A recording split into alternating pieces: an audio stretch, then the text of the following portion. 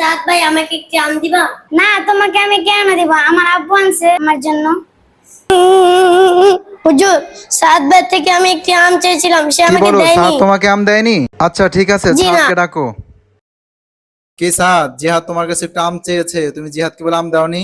ওস্তাদ জি, এটা আমার আব্বু আমার জন্য পাঠিয়েছে, আমি ওকে কেন দেব? শোনো সাদ, তোমাকে একটা কথা বলি, হ্যাঁ? জি আমাদের নবী আছে না, আমাদের নবী, জি। আমাদের নবী কখনো কোনো জিনিস একা খেতেন না। কি খেতেন না? একা খেতেন না। একা খেতেন না, সবসময় সাথে কাউকে নিয়ে খেতেন, ঠিক আছে? জি সুতরাং সামনে দিয়ে কিছু খেলে তুমি কাউকে দিয়ে খাবা, ঠিক আছে? জি আর জিহাদ, আমি তোমার জন্য আম নিয়ে আসবো, ঠিক আছে? জি আর তুমি কারো কাছ থেকে চেয়ে খাবা না, ঠিক আছে? জি।